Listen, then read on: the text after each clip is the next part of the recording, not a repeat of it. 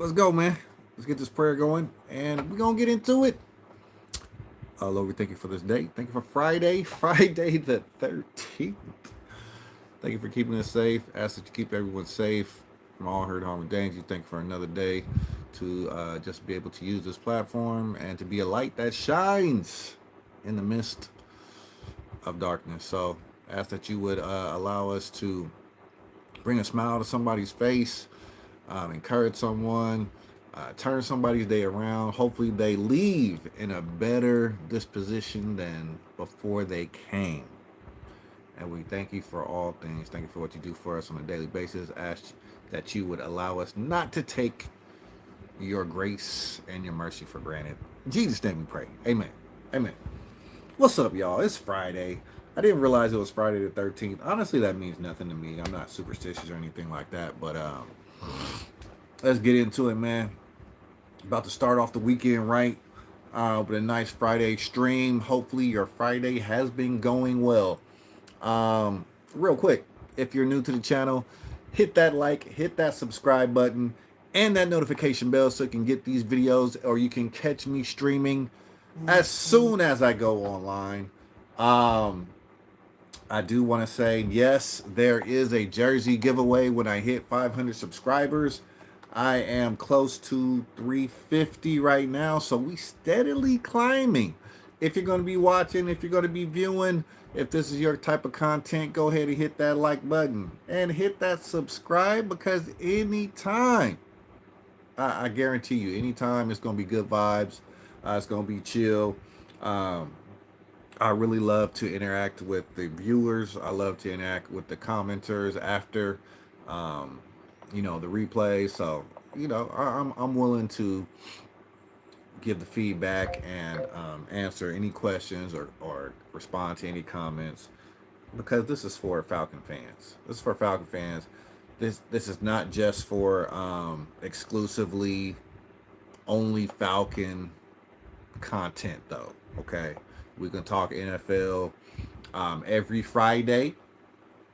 Every Friday, I'm going to aim. My goal is to aim to do a NFL prediction episode where I pick the week winners. I started doing this a long time ago. It's called Who You Got. So we're going to continue to do that. We're going to do that today as well. But first, we're going to talk about Falcons. We watched the Grady Jarrett press conference earlier. We're just going to talk about Grady, what he was talking about. Then we're going to get to Who You Got. I'm going to get into my week 2 predictions. As soon as I get my tablet on. So much love to y'all. Much love to y'all. All the way here from California, Northern California Falcon fan. Yeah, I'm a bit of a unicorn. Everybody asks me, what's up with the Falcons? What's up with the Falcons? Why, why are you a Falcon fan? You from Atlanta? What's up with the Falcons? What's up with the I like the Falcons. Is that a problem? Is that a problem? Just because I'm not a bandwagon 49er fan like everybody else that lives in the Bay Area. It's because I got my own mind, okay? There's nothing wrong with that. There's nothing wrong with that. I'm a Falcon fan. Deal with it. And I'm proud of it. Let's go. So Grady Jarrett was talking today.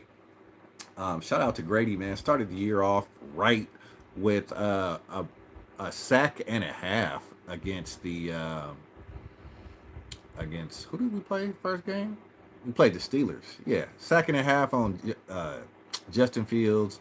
It's really good to see Grady out there moving around and see him being aggressive, man. It didn't look like he was hesitating one bit. Really love seeing Grady out there. One of our captains of the team. What up, ATM? How you doing, bro? Yeah, man. It's Falcon Nation all day over here, baby. Welcome in, welcome in. So Grady Jarrett, his thoughts. Let me actually get to his game thoughts. He talked about what it felt like pregame, before the game. You a Warriors fan and a Falcon fan? Bruh, my brother from another mother. We got the same teams. I love it, man.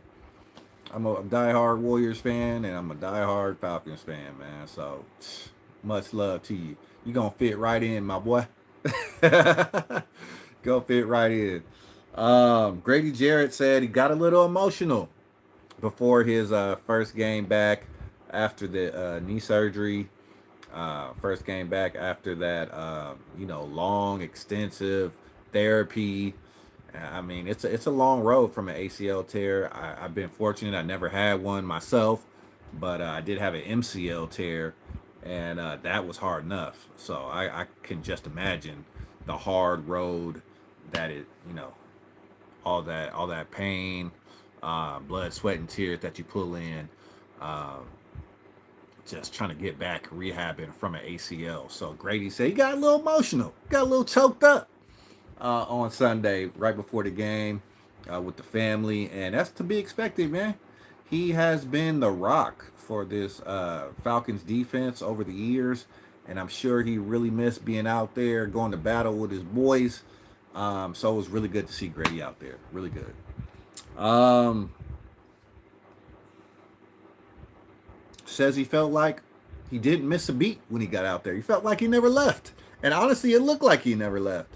You didn't see at one time that you said, "Man, Grady looks a little rusty," or "What was Grady doing right there?" He must take him a couple plays to kind of get back to himself. Nah, he just rolled right on to the field and looked like himself. Looked like he belonged, man, because he does belong. He is one of the captains of the Atlanta Falcons, and deservedly so. He's been, he's been anchoring this defense for years, and it was great to see him out there. So he said he felt like he never left once the opening whistle. Okay. He talked about the Eagles. Then he shifted towards the Eagles. He talked about how dynamic the run game is. He talked about how dynamic the pass game is. Talked about how dynamic Saquon Barkley is as a runner. Talked about how dynamic those receivers are. You really got to push that pocket back in Jalen Hurts' face or in his lap. And then you have to have lane integrity on your rush, right? You can't just be careless when you're getting after the quarterback. You want to make sure that you're getting after him, but you're keeping your lane, you're keeping them boxed in. So you're closing that pocket on him.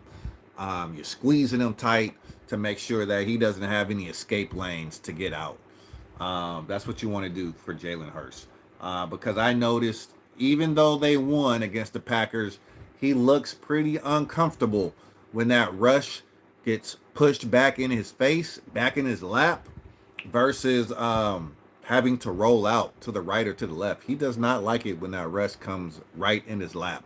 So it's going to be really important that guys like Grady Jarrett, David Onyemata, really focus on pushing that pocket right in his lap. That could lead to some turnovers for us. He does have a tendency, Jalen Hurts does have a tendency to throw the ball up sometimes for grabs. So I think Falcons could benefit if we take advantage of those opportunities and make those plays. I think the Falcons could benefit from Jalen Hurts getting a little antsy out there if that pocket gets pushed back into his lap. So hopefully that happens on Monday night. Grady Jarrett says, of course, we want to limit the explosives. I think that's a key to the game.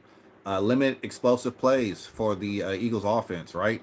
We want to limit the plays of 20 yards or more, 25 yards or more. We want to limit those plays, much like against the Steelers, right? Steelers offense really didn't get rolling. I mean, they had a couple nice runs from Harris.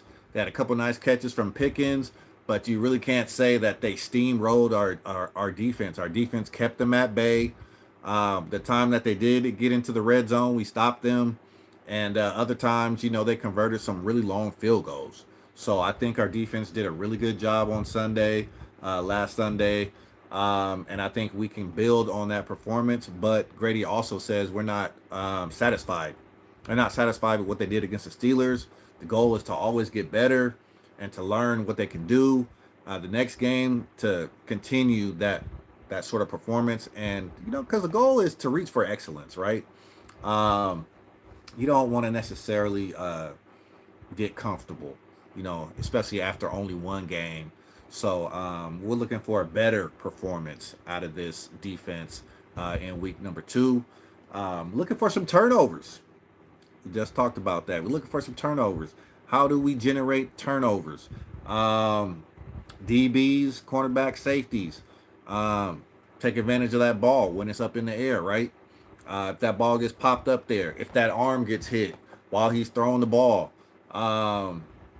if that rush comes in really fast, keep your eyes on that ball. Make sure you're alert because those chances are more chances for our offense to get on the field and score points. I'm looking for the defense to try to generate some turnovers this game. So I think that's going to be a key in our opportunity to win this game. The Eagles are going to put up points. Their team, that's a high scoring team.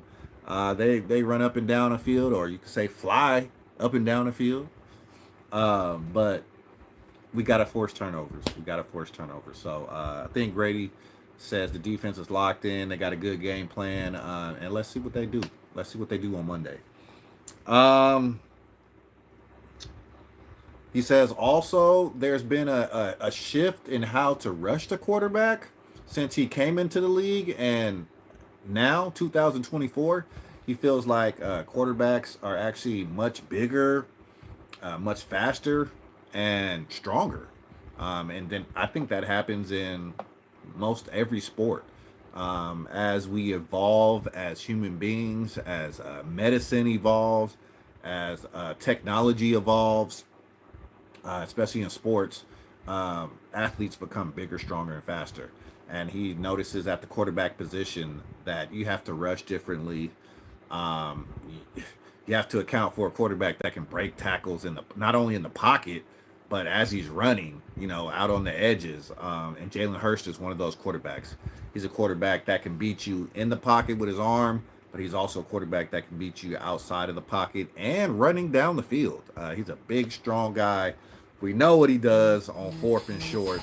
Um, he's a guy that can get you first downs like clockwork in the tush push.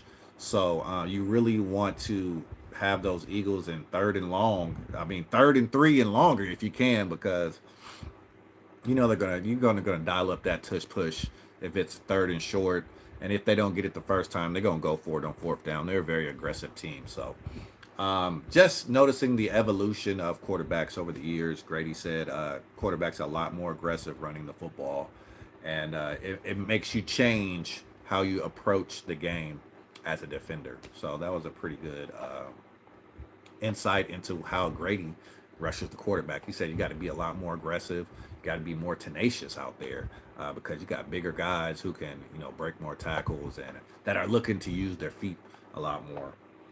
I did watch a little bit of a press conference with Zach Robinson. I didn't take notes, but I will say he looked a little uptight initially when he came up to the podium, but I will say he's definitely a laid back guy. So I mean, if he was shook on Monday or Sunday night, if he was shook on Sunday night or Sunday afternoon when he was calling plays, he didn't show any resemblance of that in his press conference. He took accountability and he took responsibility for the things that didn't go right out there. Definitely said he's working with Kirk Cousins and Raheem Morris, working towards fixing those things that didn't go right, working towards drawing up a game plan that Kirk is comfortable with. Says there are no limitations on what formation Kirk Cousins can run out there. Said that the pistol was something that they really zoned in on because of his time with the Rams. The Rams are using the pistol quite a bit. And I actually did notice that game against the Lions on Sunday Night Football last Sunday that the Rams were in the pistol a little bit with Matthew Stafford. So it's definitely a formation they still use. But I think there needs to be a little more, well, a lot more diversity in the offensive attack. Looking at the 2 formations that the Falcons pretty much exclusively ran were the pistol and the shotgun. So yeah, we need to mix in some more under the center. I would believe we would see that because the Eagles have a dominant defensive line, and if they get keys on what we're doing, just like T.J. Watt did on Sunday, it's going to be a long night, another long night for Kirk Cousins and our offensive line. So we need to have some more diversify our portfolio a little more offensively. Okay. Um, and all that to say, we played the Eagles, right? We played the Eagles on Monday night. What are the keys to victory? Um, I think first key to victory, as I mentioned earlier, turnover battle. We cannot lose the turnover battle. We lost the turnover battle on Sunday. It was 0 for us, 3 forced turnovers for them. We cannot win games like that. Some of the really, really talented teams in this league can still win games losing the turnover battle. The Falcons aren't one of those teams. We need to make sure that we win the turnover battle. That means offensively, we need to be crisp. We need to stay out of third and longs. Okay. What's up? We got Rob's exterior detailing. What's up? How you doing, Rob? Welcome in. Welcome in. We need to stay at a third and long. The way to keep our offense on track is to, second and 5 or fewer, and then third and short and fewer. That's how we keep our offense on track. Can we throw the ball a little more on first down? Can we not get so complacent and get so vanilla that we are running the ball every first down? Let's get some. Let's get some throws in there. Let's get some throws to Drake London on first down. Let's get some throws to Kyle Pitts on first down. Let's get some throws to Darnell Mooney. He was a forgotten guy. We paid him all that money over the summer, and we pretty much did not use Darnell Mooney at all on Sunday. I think he might have gotten 2 throws his way. Thanks for the sub. Appreciate you. Appreciate you, my guy. Um, we got to use our weapons.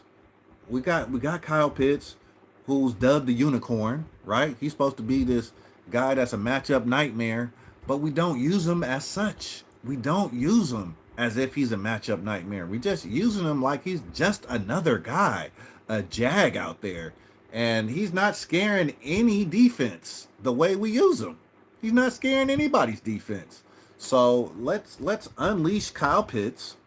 I like the way we used Bijan last week. I think we could sprinkle in a little more Tyler Algier, just for fresh legs and whatnot and different looks.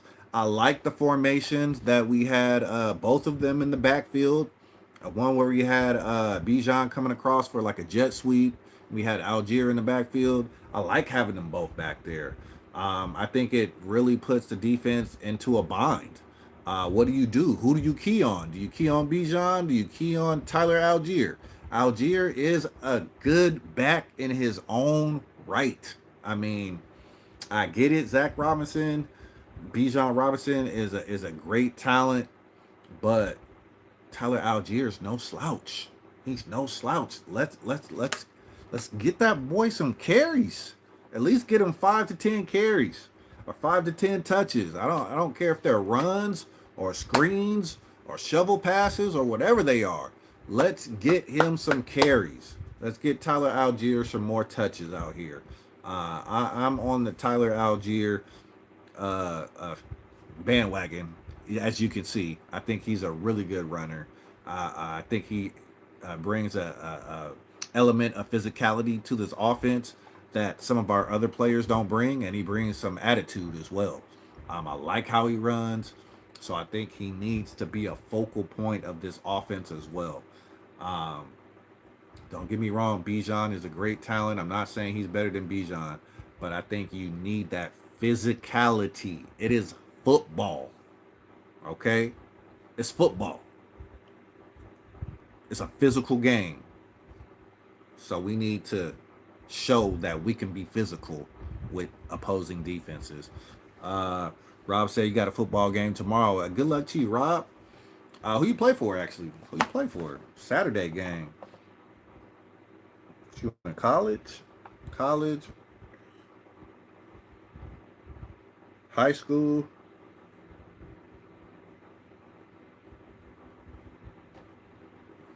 All right, so we got win the turnover battle, get Tyler Algier 5 to 10 touches, and then my last one would be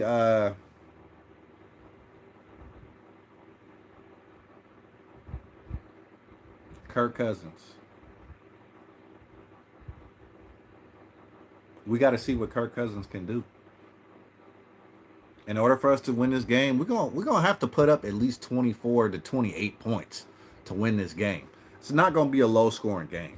The Eagles are a high scoring team, and it might take over 30. So Kirk Cousins has to ball out. Kirk Cousins has to throw for at least 2 to 3 touchdowns this game for us to even be in the game. I'm calling it. So whatever formations Kirk Cousins is comfortable with, whatever play calls that you got for touchdowns, Zach Robinson, we need them this week. We need all the money plays this week. That's the only way we're going to have a chance with the Eagles is to score over 30 points. So nothing can be conservative. Nothing can be vanilla. We can't stay in the same formation all game. East Side Eagles. Okay. The East Side Eagles. Where you what state are you in? What state are you in? All right, we're gonna pull up these games and start getting to our week 2 predictions.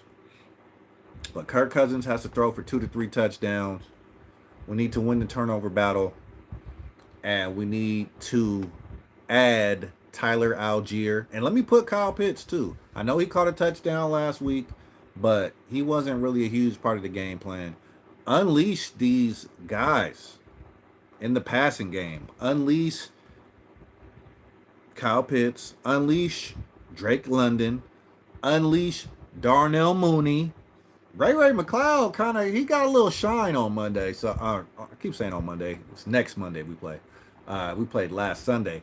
Ray McCloud actually looked pretty good. He made some really good contested catches on Sunday. I was pleasantly surprised with his play. He was definitely a bright spot for the Falcons offense. So continue the Ray McCloud hype. But where's Drake London? Where's Kyle Pitts? Where's Darnell Mooney? And where's Tyler Algier? We have more offensive weapons than just Bijan. It can't just be the Bijan Robinson show. Okay? We got to use all our weapons. So that's my 3 keys to victory. Use all the weapons. Win the turnover battle. Kirk Cousins got to throw for at least 3 touchdowns for us to get this victory. All right? So let's go. NFL, week 2. We're about to pick these games. Feel free to do the predictions with me. NFL week 2. We already saw. And let me just say something real quick about this too. Last night we had the Dolphins facing off against the Buffalo Bills. I did predict that game, and I got that so wrong. The Dolphins got whooped. I said the Dolphins will win at home. Dolphins got the brakes beat off of them. But really the story of that game was the injury, the concussion to Tua Tagovailoa, if I said his name right. Tua went out of that game with another concussion. I think that's 4, or either that's 4 diagnosed concussions for him or 5 within the past couple years. That's a really scary thing. I'll say I have never been medically diagnosed with a concussion, but I know for sure I've had one. And I actually didn't get it playing football. I got it on the basketball court. And it's a scary feeling, man. I was in college playing intramural basketball, really competitive, and I got my leg clipped as I went up in the air, and as I came down on my back. I couldn't brace my fall at all, Came down to my back, and my head, the back of my head, slammed against the wood floor. And I thought my head was bleeding. I thought I had cracked my skull because I hit so hard, and I just felt like my head was bleeding. I felt like I felt blood on the back of my head, and I kept asking my teammates, like, "Am I bleeding? Am I bleeding?" They just kept saying, "No, no, you're not bleeding." And I almost had the feeling like I was drunk, right? That's the only way I could describe it. Didn't feel like myself. And I happened to call someone at that time because I walked home, and they told me, you know what, I'm gonna stay on the phone with you because you don't sound right. And I told them what happened, and they said, "Oh yeah, you shouldn't really be going to sleep right now. I guess something can happen if you have a concussion and you like go to sleep, or you I don't know, something can happen to your brain." So they made sure I stayed up for like another 5 or 6 hours. They talked to me the whole time on the phone, which was just an amazing friend at that time. And then when they thought it was safe, they let me go to sleep. But concussions are scary. That's the only one I can say for sure that I know I had. And he's had four, so I can't even imagine. And like a lot of the analysts were saying on NFL Network or ESPN, um, that hit wasn't a devastating hit. It just wasn't, right? He did not slide. He instead He falls forward, but he lowers his center of gravity, and the safety just kind of like wraps him up, and then his head and neck just kind of like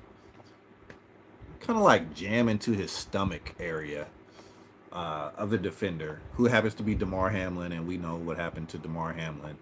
Um, and then he just kind of like crawls into the fetal position, and his hands are like stuck for a minute, which I think means that he lost consciousness for a little bit.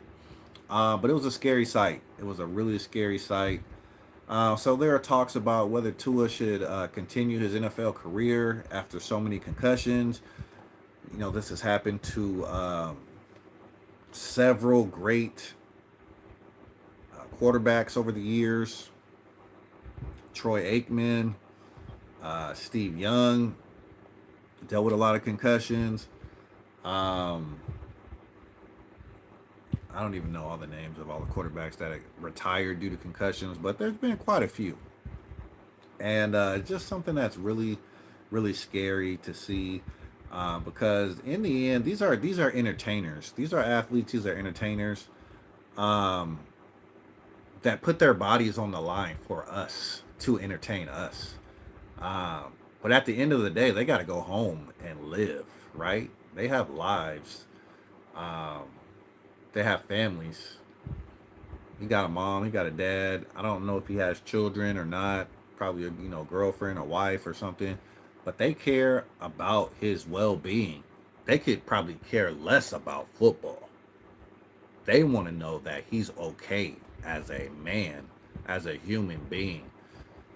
Is this going to affect him short term, long term? What are the effects going to be?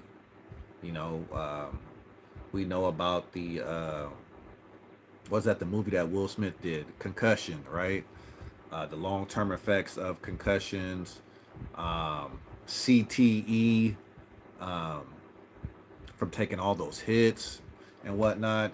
It's just really scary to think about. So our thoughts and prayers go out to Tua. Not even going to talk about whether or not I think he should be playing, because I feel like it's not my job or duty to speak about whether or not he should play. But I just wish him well, and whatever decision he makes, I hope God watches over him and protects him.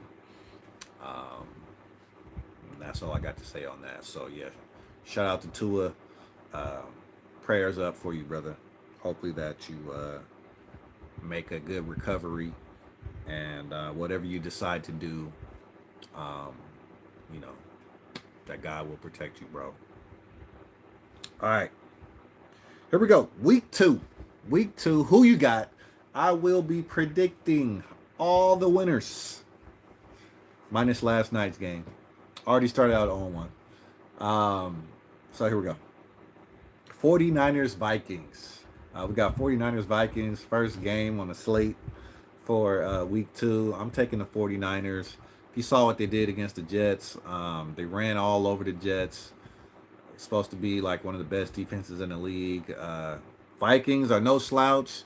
They had a big win week 1, but I just think the 49ers are a very difficult team to match up against, even though the Vikings did beat them last year. So, I mean, it could happen.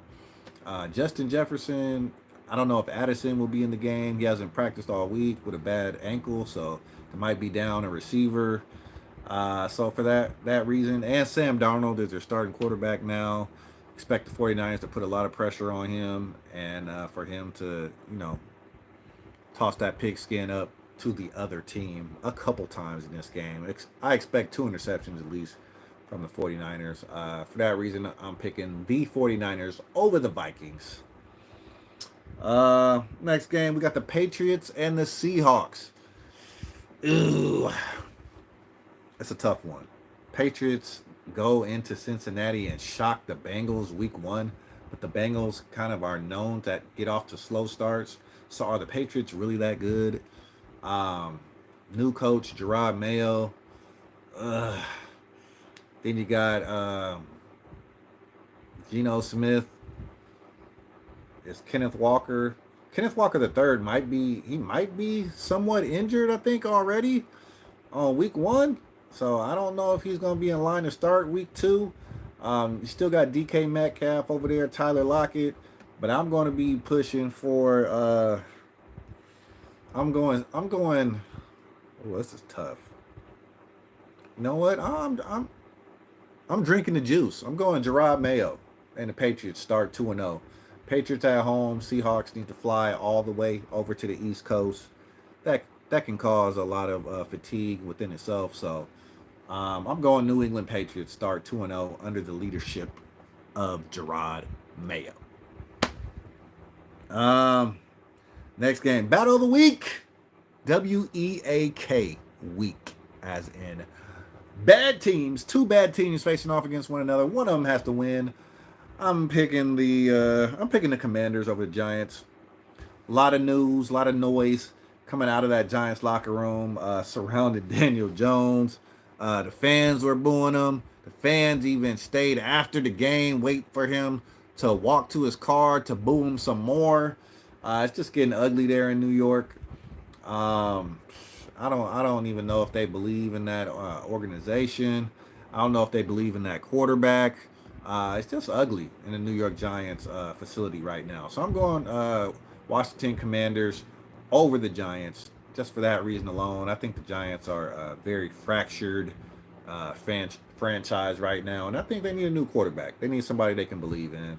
I don't think Daniel Jones is that guy. Next up, we got the Chargers versus the Panthers. I think there's another situation where the quarterback, there's not a lot of faith in him. Bryce Young, former number 1 pick, hasn't been getting it done in Carolina. I think the Chargers going to be all over the Panthers in this one. Jim Harbaugh. You got J.K. Dobbins, who ran for, 150 yards. First game out, week 1. And then you got Justin Herbert. I think the Chargers run all over the Panthers in this one. The Panthers got annihilated by the Saints week 1. Annihilated. This could be one of the best games of the day or not. Cowboys versus Saints. I'm picking the Cowboys in this one. I think the Cowboys are an extremely talented team. You got Dak, who just got paid. You got CeeDee Lamb, who just got paid.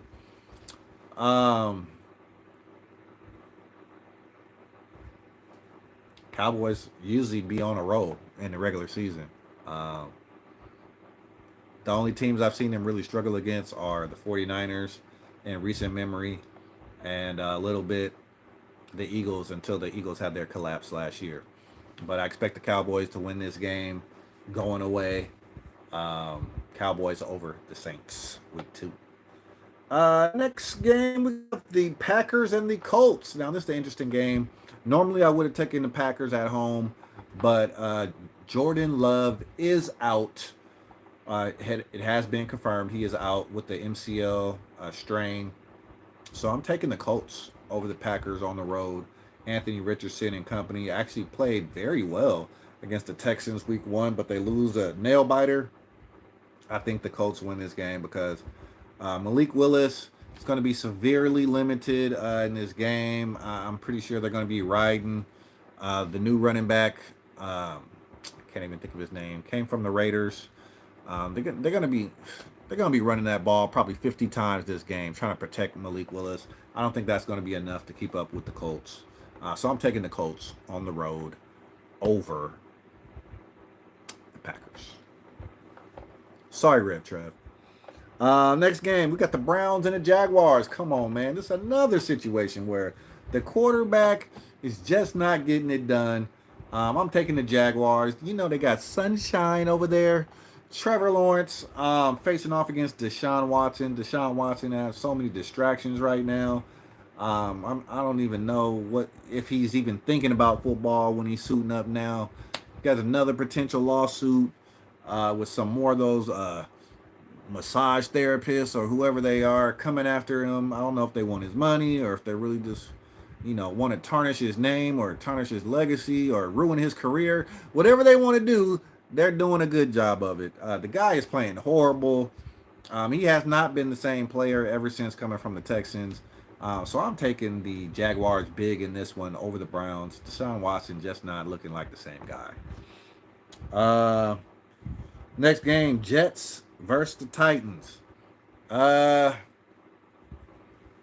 saying the Jets win this one. I think Aaron Rodgers and company are determined not to start out 0-2. I expect a heavy dose of Breece Hall. Aaron Rodgers finding another couple targets in the end zone. Will Levis and company blew a 17-point lead on the road against the Bears last week. And that kind of stings. That stings a little bit. Even though I do have Calvin Ridley on my fantasy football team, I'm benching him this week because he's going to be going up against Sauce Gardner. You don't ever want to really bet against the Sauce, right? So I'm going Jets over Titans. Next game. This could be the game of the day, honestly. Buccaneers versus the Lions. The Lions had a big win, and the Buccaneers had a nice win over the Commanders week one. I'm going Lions over the Buccaneers. I think the Lions overall just a more talented team. But don't sleep on those Buccaneers, man. The Buccaneers, they're sneaky, bro. They're a sneaky good team. Baker Mayfield probably playing the best football of his career. What's up? We got Christy in the house. Welcome. Falcons Friday. Friday the 13th. I didn't even realize it was Friday the 13th till I heard somebody say that. I mean, it's not a big deal to me, but how's your day going, Christy?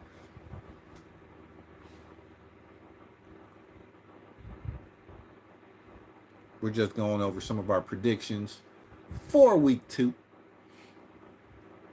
What was I just talking about? I was talking about the Lions and the Buccaneers. I'm picking the Lions over the Buccaneers. Picking the Lions to win that game. At home, once again, I think, ready for it to be over. Ooh, how much more time you got? I know that feeling. Especially on Friday, you'd be like, ooh, just got paid. Friday night. But I don't do no more partying, so I leave that other part out. Party jumping. Lions over the Bucks, absolutely. Next game, Ravens versus Raiders. I'm going Ravens. I know the Ravens don't want to start the season 2-0 or 0-2, I should say. I think the Ravens are going to get back on track. They lost a nail biter to the Chiefs by less than an inch. My guy, my tight end, Mr. Likely, his toe is just on that line as he caught that pass from Lamar Jackson. I think the Ravens bounce back in a big way over the Raiders and improve to 1-1. Leaving before 5 p.m.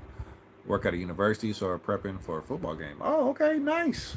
What university? Do you work at Jackson State? I know you in the SIP. I know you in the SIP. Is it Jackson State? Let me know. Let me know. Um. So yeah, I'm taking the Ravens. Lamar Jackson, Lamarvelous, over the Raiders this week. Rams Cardinals. I'm taking the Rams to be all over the Cardinals. No Puka Nakua. Puka Nakua is, I think he's on, he will be placed on IR soon if he hasn't already been placed on short term IR. He has a PCL injury, so he's going to miss 3 to 4 games. But expect a heavy dose of the fantasy football legend, Cooper Cup. He's always going to get that introduction for me because he single-handedly won me my fantasy football league 2 seasons ago. Or, no, 3 seasons ago. Shout out to Cooper Cup, man.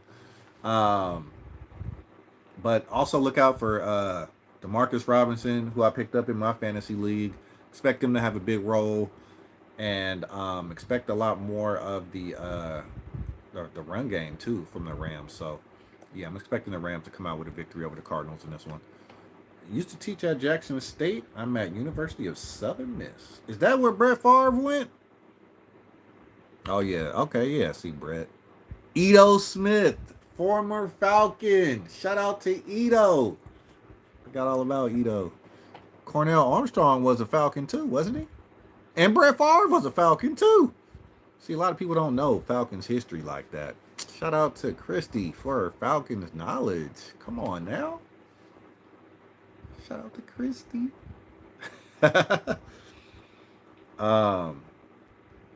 Yeah, that's crazy. That's crazy.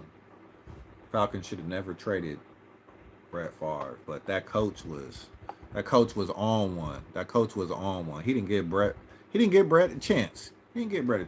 Well, no, I mean, no. Let me not say that. Brett was coming unprepared. He wasn't learning the playbook like he should have. And when he got in the game, he was doing whatever he wanted to do. But the talent was there all along. He just needed the right coach. Exactly. So I recanted that statement. Brett contributed to his trading. I'm sure he would have been given a better chance had he been more professional with the Falcons. Absolutely. I remember watching the documentary and getting the whole story. Next we got Chiefs Bengals. Oof. I will never ever bet against Patrick Mahomes ever in life. Uh Shoot. But the Bengals are a team that he has struggled against in the Joe Burrow era. But I don't think he's gonna struggle in week 2. So I'm taking the Chiefs over the Bengals in this one. Then we got Steelers Broncos. Uh, TJ Watt, he made me a believer. Got Bo Nix, a rookie quarterback. Uh, if TJ Watt does what he did to us on Sunday, I'm picking the Steelers victory. I mean, how could you not? How could you not? That offense, all they need to do is kick field goals. All they need to do is kick field goals, apparently, to win games. Um, yeah, man. So, yeah. Yeah, I mean, some people can survive like that, I guess. That's all I'm gonna say. That's all I'm gonna say. Some people can do it. Some people can't. Then we got Bears Texans. Bears Texans on Sunday Night Football. Um, I'm going Texans. C.J. Stroud. He's one of my favorite young quarterbacks to watch. They got a loaded offense over there. They picked up Joe Mixon. They got Stephon Diggs last season as well.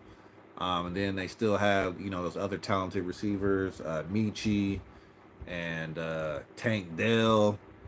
And I forgot my other guy's name, but they got so many weapons over there with the Texans. Yeah, I'm picking the Texans just because they have more weapons. Second-year quarterback in that system. And they got a good defense over there too. So I'm expecting the. I'm not saying the lights are going to be too bright for Caleb Williams, the rookie, but I just think the Texans are just that much of a better team. Texans over Bears. And then the game that the whole nation will be watching. Monday Night Football.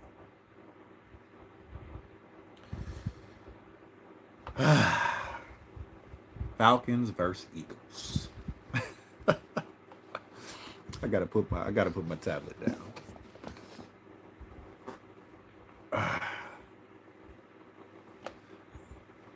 Jalen Hurts versus Kirk Cousins.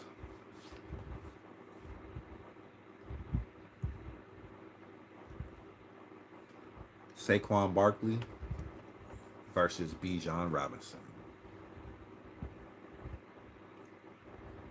A.J. Brown versus Drake London. Dallas Goedert versus Kyle Pitts. Darius Big Play Slate versus A.J. Terrell.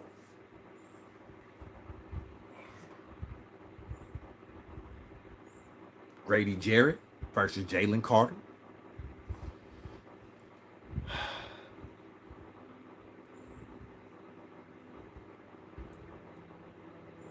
I'm a Falcons fan through and through, y'all. I'm a Falcons fan through and through.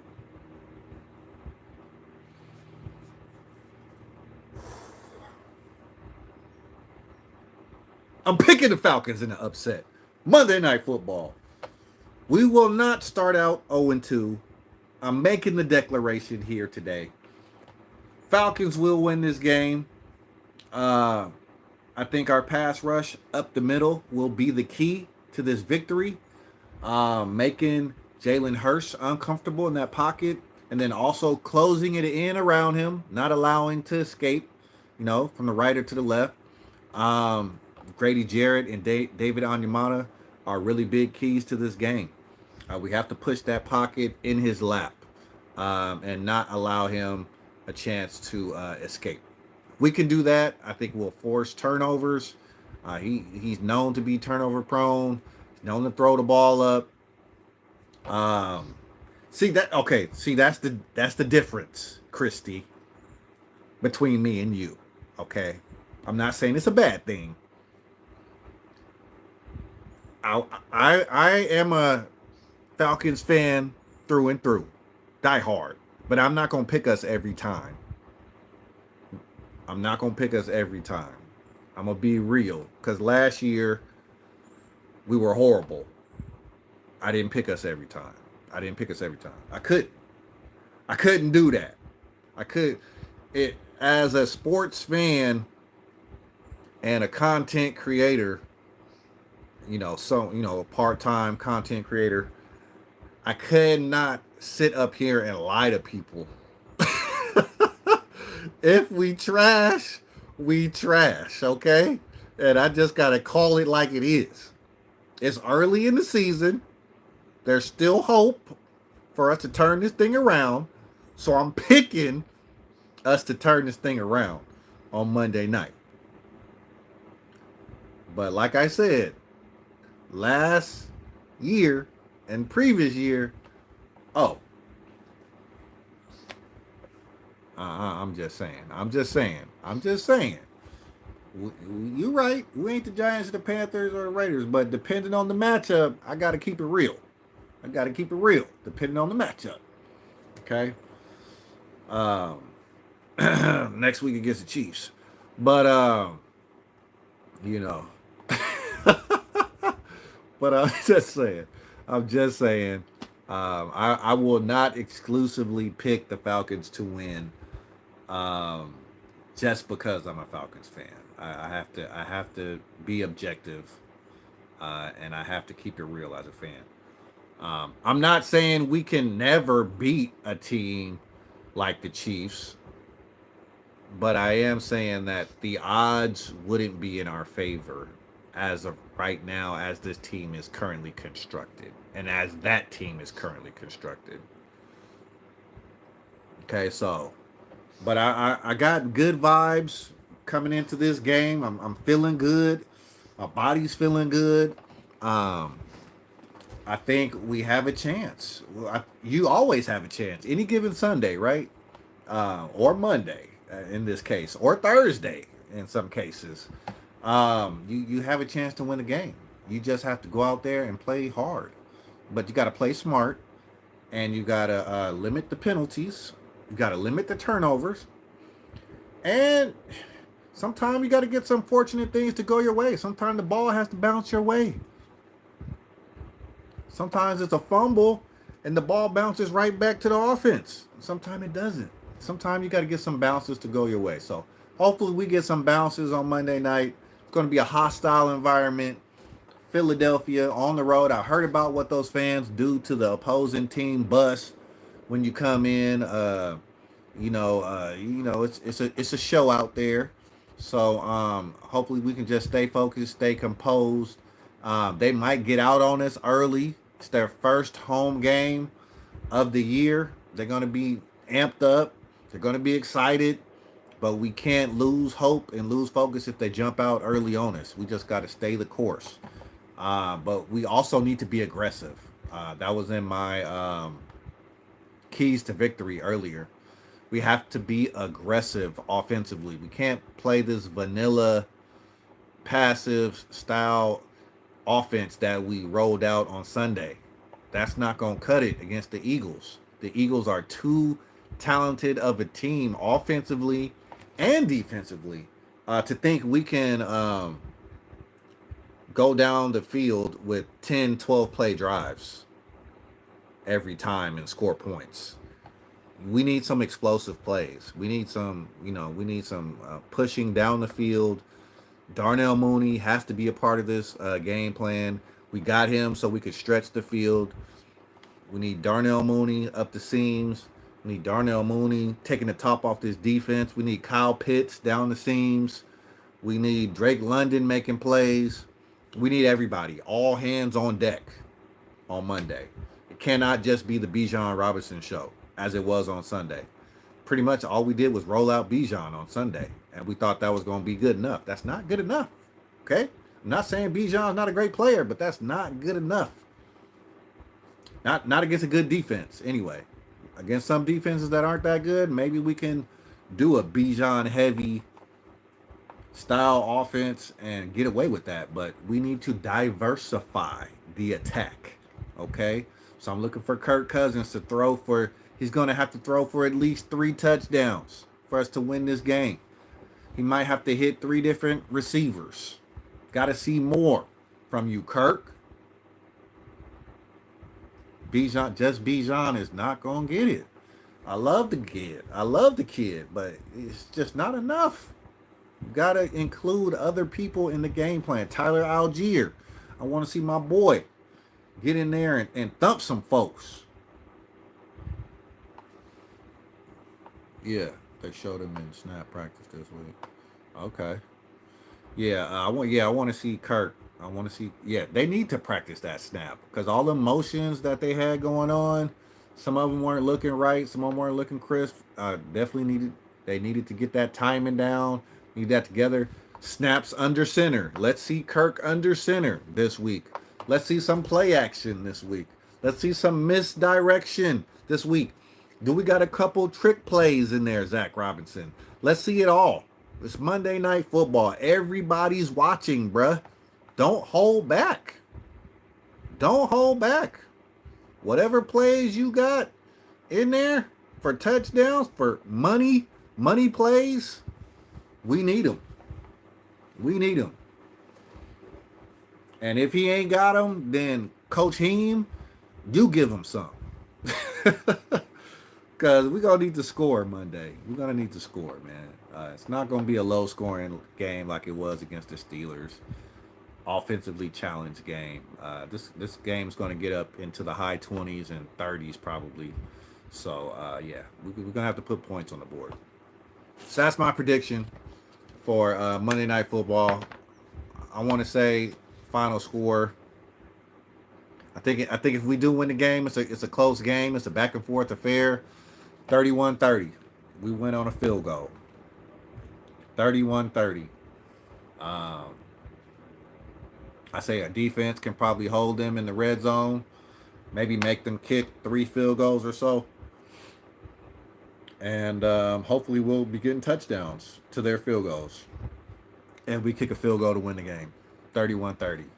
A nail biter. So that's my prediction for Monday night. We'll be back Tuesday. Well, we'll be back. We'll be back Monday. Monday night we'll definitely do a little bit of episode. But I know y'all be sleep. Definitely penalties was in the game plan too. Cannot get behind the chains. Cannot get behind the chains. Or cannot give them easy first downs. You know, we need to limit the penalties. Absolutely. We don't want to be 1st and 20, 1st and 25, 2nd and 20, 2nd and 15. We need to stay on schedule. 2nd and 5, 2nd and 5, 2nd and 6, 2nd and 3, 3rd and short. You know, we don't need no 3rd and 10s. 3rd and 8. 3rd and 8 or longer. We need to limit that to at least only 2 or 3 times against the Eagles. You know, they're going to pin their ears back and come after Kirk on those downs. We need to keep it manageable. Like I said, you know, we need to open up the playbook and get some more explosive plays downfield. So I'm hoping that even if we do get behind the chains, that we could still get first downs, because the drive isn't over just because you got a penalty, man. Like, I see the Chiefs get penalized quite a bit. Their drives aren't over just because they are in 1st and 20 or 2nd and 10 or 2nd and 15. I mean, they make up the ground. And I think we can do the same thing. We just have to call more aggressive plays. That's all. It's got to be more aggressive. But in order to be aggressive, we need blocking. We need some good offensive line play. So let's not forget, O-line, we need y'all to block. We need y'all to block your butts off. Caleb McGarry, you were shamed on Sunday. It wasn't all your fault. This was some bad play calling and some bad scheming. But let's have a bounce back game, Caleb McGarry. Prove everybody wrong that was doubting you. I would never doubt you. I'm lying. I said you was trash. But, I mean, prove me wrong, bro. Prove me wrong, Caleb McGarry. God, I'm still having flashbacks. Watching you get beat by TJ Watt over and over. You got beat like a drum. But it's a new week. That's the great thing about football. Last week doesn't matter. It's a new week. You could be deemed one of the best right tackles in football Monday night if you have a great game, Caleb McGarry. So it's all up to you, bro. Yeah, we're hoping that the Falcons have a bounce back game. We're hoping all phases of the game are crisp. Special teams, offense, defense. I have faith in Younghoe Koo. I have faith in Pinion as a punter. What do you think about the new kickoff rule? One in the chat if you like it. 2 in the chat if you don't like it. What do you think about the new kickoff? The standing static kickoff. What do you think about that? I don't know what to think, to be honest. Honestly, don't even be looking really much anymore when I know it's a kickoff. That's like the time that I try to go to the bathroom or go get some snacks or fill up my water or something. Like, I just feel like it's a play that they took a lot of the excitement out of. I get it. It's supposed to prevent injuries, right? I think the whole point of it was to prevent a lot of injuries that were occurring during the game, with the players, having so much room to crash into each other, preventing concussions and whatnot. But yeah, I think it just looks weird. Maybe just gotta take, maybe just gotta, a few more weeks, Um, really? No, there used to always be injuries on the old kickoff. Yeah, there was always somebody on the ground at the end of the kickoff. In the past, it always seemed like it was somebody on the ground. Even if it wasn't season ending, there was somebody on the ground. Um, yeah, so I think I applaud the NFL for trying. I will say that. If you just stay within status quo, you never get changed. Nothing can ever get better, right? If you just stick with the status quo. Um, they pretty much took the kickoff away last year by moving the ball up, and kickers can easily kick it out of the end zone. What I would like to see, if they want to see more kickoff returns, is making a touchback. Okay, now you get the ball at the 35-yard line. Okay, because if you kick it out of bounds, it goes to the 40.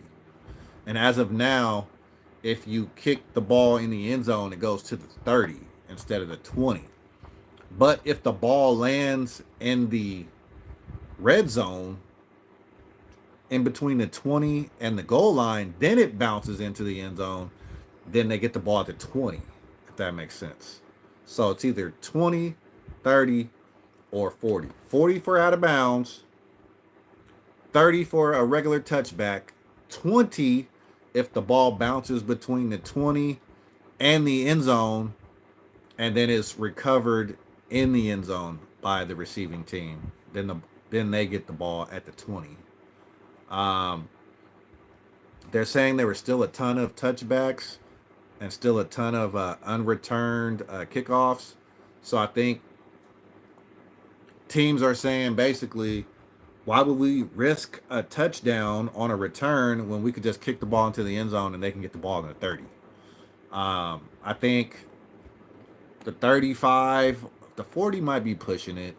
The 35 would give them a little more of an advantage to the offensive team who's getting the ball. And I think teams might be more inclined to allow returners to have a chance. Because you get to the 35, man, all you need is what? For these kickers now, these kickers are making 60-yard field goals, 55, 60-yard field goals. All you need is like 25, 30 yards on a drive. And then you're in field goal range. So, I don't know. I think they do want to bring the excitement back to the kickoff. I just don't think they have the right parameters right now for teams to even think the kickoff is worth risking. Kicking teams. So, yeah, maybe they might have to tinker with it a little bit, make a few adjustments. But other than that, I'm kind of glad that the kickoff is back. Like I said, I really don't pay much attention, though, much anymore because they've made so many changes to it, but it does look weird. Just looks weird seeing the players just stand there and wait for the ball to be touched. So we'll see. We'll see how it goes during the season. That's pretty much all I got for you today. Any final words, Christy, before we get up out of here on Friday the 13th? Young Way cool. Young Way cool. I was gonna get a cool jersey too. Because he was like our best player for the past couple of seasons before we got Bijan. No turnovers, absolutely. That was my number one key to victory. We have to win the turnover battle. No penalties. No turnover. Grady Jarrett jersey, absolutely. I was trying to decide what jersey I'm gonna wear to my first Falcons game. I saw a lot of old school jerseys that I would want to rock, but I haven't decided yet. I saw a Michael Turner jersey that would be dope to have because Michael Turner was like part of the whole revitalization of the Falcons organization with Matt Ryan. They came in together. I have an old school Vic jersey already. Yeah, I have an old school Vic. But Michael Turner, that dude, man, he was a straight bowling ball when he was playing. Really enjoyed watching him play. I saw a couple other ones that I can't remember. I think a John Abraham, the Predator. I think I saw a John Abraham jersey as well. Um, Tony Gonzalez. I feel like he was already great before he came to the Falcons, so I feel like rocking a Gonzalez jersey. Not that there's anything wrong with it, but it's just like uh, he didn't really build his name with the Falcons. You know what I'm saying? Obviously, a Julio Jones. I mean, one of the best Falcons to ever play. I'm thinking if I could find a Julio Jones jersey, I might rock that to my first game. But we'll see. We'll see. But Julio is my guy for a long time. But yeah, I think Michael Turner would be a good one. Um,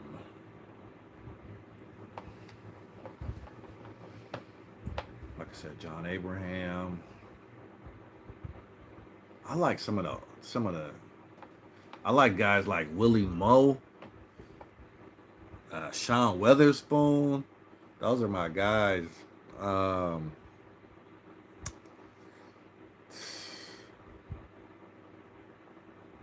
I mean, I can go back further, but obviously Warwick Dunn, T.J. Duckett, guys like that. But you're not gonna find those jerseys too much now. Um, a guy like I could see his face. He was a pass rusher, really good pass rusher for us, like 20 years ago. Patrick Kearney, Patrick Kearney, and but it's another guy though. It's another guy, Patrick Kearney, Keith Brooking. That's what I'm thinking of. Keith Brooking. That would be a dope jersey to have. Um, yeah, like all those guys.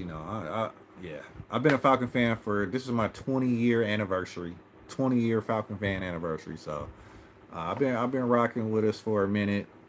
But yeah, we're gonna see once we well, no, I'm not even gonna do that. I'm not even gonna do that. Um, yeah, way back. I go back. I go back a little bit. I know I met a lot of people that go a lot further than I do, though. Some people that go back to the '60s and the '70s, and I'm like, "Whoa, man!" Like, no, you a lifer for real.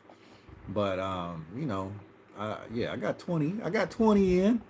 Got 20 in. Hopefully, get another 20 times two or three. Um, yeah, yeah. Bills fan. Yeah, I pretty much entered in right around Vic too. I think Vic's first year was my year that I really got into football, and I wanted to choose my team. And yeah, it was Vic that kind of drew me to the Falcons. And they had some pretty good success that year. Made it to the playoffs, I believe. Or if they didn't make it that year, then they made it the next year. Um, yeah, but just so exciting. Exciting to watch. Um, it's just a phenomenal player. Really hate that things went down the way they did, but I'm glad that he's able to come back. He came back to Atlanta. He made amends, and I know he broke Arthur Smith's heart, broke a lot of fans' hearts. But that's neither here nor there. We all make mistakes, and he came back, and he got a second chance, and he did the most with it. Came back, played really well with the Eagles. Had a good run. So yeah, shout out Michael Vick, man. He really is the reason, probably why I'm an Atlanta Falcon fan. I don't know which way I would have been leaning. Maybe a Raider, because I can't be a 49er. I just can't, man. Nothing against 49er fan, but I just can't. I can't do it. And if I would have been a Raider fan, no comment. No comment. No comment. No comment. Because we got our own issues. So we got to get our stuff together. But yeah, really great having. Um, Vic played better with the Eagles, absolutely, because he actually studied the playbook. You could tell. I mean, he came out and said, with the Falcons, he wasn't studying the playbook. He didn't know all the reads. You know, first read, second read, maybe first read. If it ain't there, then he's taking off. He's running.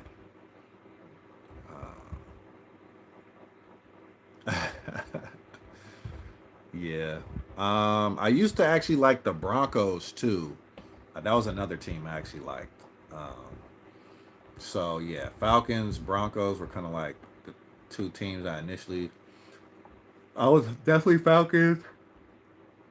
Excuse me, Falcons like from the jump when I knew that was my squad. But then I was like, you know what? I kind of like how the Broncos play too. They had Champ Bailey, um, Jake Plummer. Um, I don't remember all the guys that they had at that time. Uh, they just had like random players that I thought were cool. Who was the safety? They had a really good safety at that time that I enjoyed watching. But yeah, I used to follow the Broncos a little bit too. But yeah, Falcons were always my squad, my number one. Yeah, Saints fans, absolutely. My sister called me up Sunday night talking smack about the Saints victory, and I was like, "Oh, okay. Well, make sure you call me next week then, since you want to make this a weekly thing, and don't go missing if you lose." Shoot, I'm not one of the fans that don't talk crap when my team lose. I'll let you have it. I will let you have it. Don't matter to me. um, but yeah, we are really excited about Monday Night Football. Uh, right. I was like, what are you bragging about beating the Panthers? It was the Panthers. Like you supposed to do that. Don't get it twisted though. Y'all still trash. Y'all still trash. Go get the brakes beat off of you on Sunday. Um, but I be giving my sister such a hard time about those Saints. But they be on me too. They be on me. Like they will just hit me up out of nowhere, text me, blow up my phone with all type of gifts, Saints gifts and anti Falcon gifts and all type of stuff. So a lot of time I be chilling. Saints have the Cowboys. Saints have the Cowboys. So you know that's gonna be on Cowboys on TV all the time. So you know that game is gonna be nationally televised for everybody to see. So let's see how the Saints do. See how they do. Um,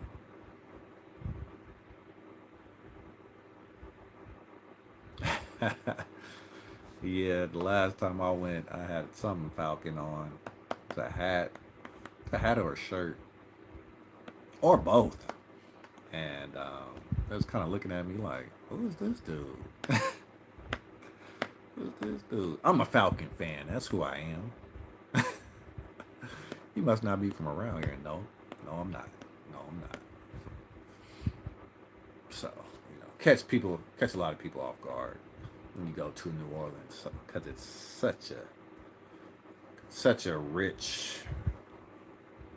The one thing I will say I do appreciate about New Orleans is that you know pretty much the whole city bands together and cheers for that team, and I think that is pretty cool. The fact that you know that whole city gets together, and it's so hard to find anybody that's not a Saints fan there. That is the one thing I appreciate about that fan base, being there and experiencing the culture. Is that man Saints colors, Saints gear? You can buy Saints gear in the grocery store. Like I was like, they got jerseys in the grocery store.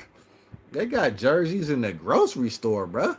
Like it ain't like that out here. They ain't got 49ers jerseys in the grocery store. Like you could go to Walmart and get some groceries and get a jersey, but not just at the grocery store. Like it's on a whole nother level. They wearing their jerseys to church Sunday morning. Like, come on. Come on, Sunday morning attire during football season, Saints jersey. And don't look at them sideways either. They rocking they Saints jerseys on Sunday morning. I'm like, ooh, yeah, it's different out here. It's a different type of love out here. They love them Saints. They love them Saints. Every Sunday though, I'm talking about every Sunday. I'm not talking about a special Sunday. I'm talking about every Sunday.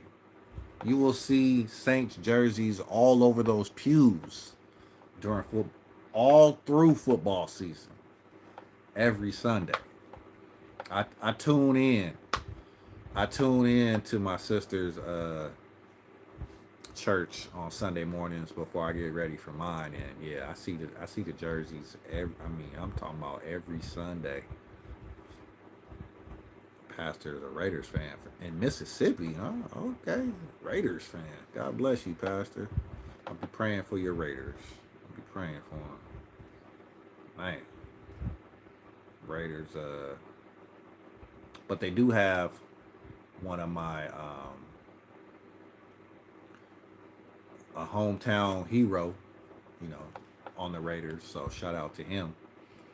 Guy that grew up in my hometown, and he knows some of my cousins too. I think he grew up with one of my cousins. Good guy, Devontae Adams. Don't know him personally, but born and raised East Palo Alto, California, and really done well for himself in the NFL. So yeah, it's just a really great story coming out of our city. Steelers dress.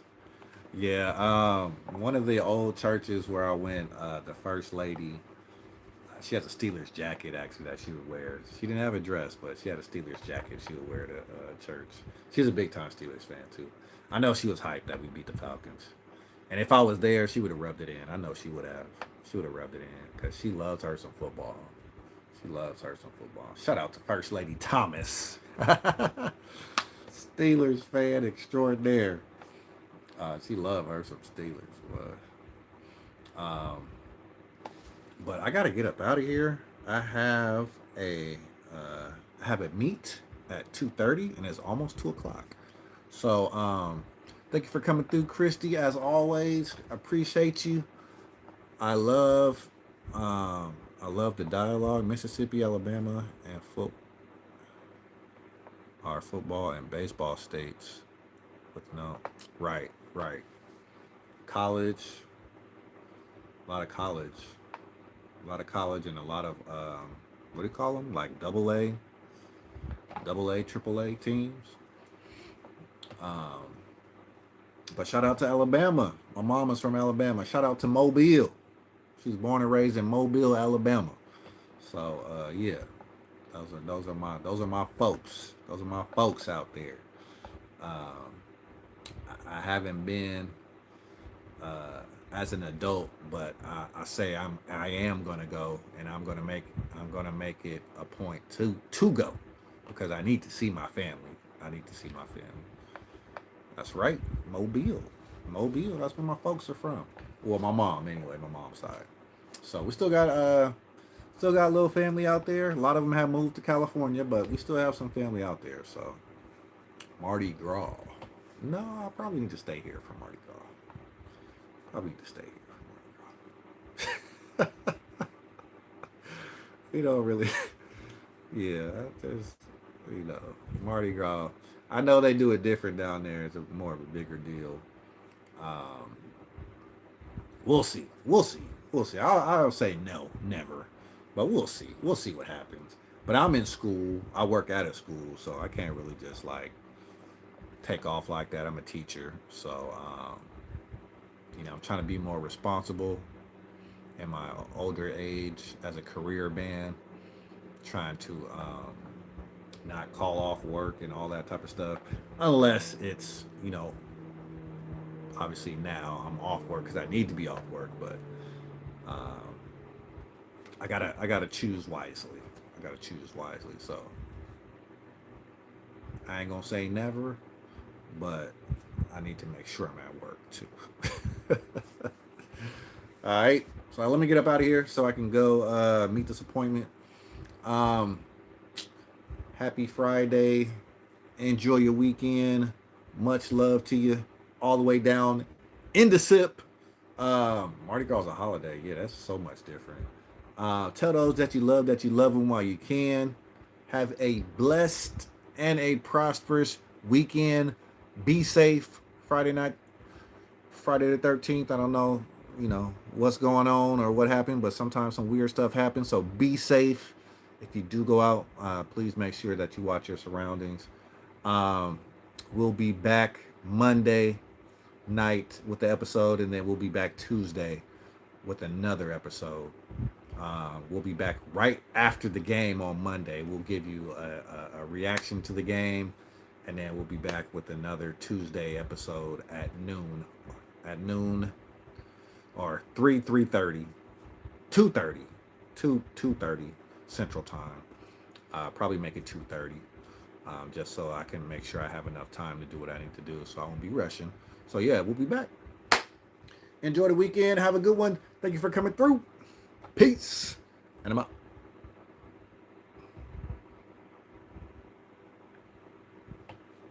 Yay.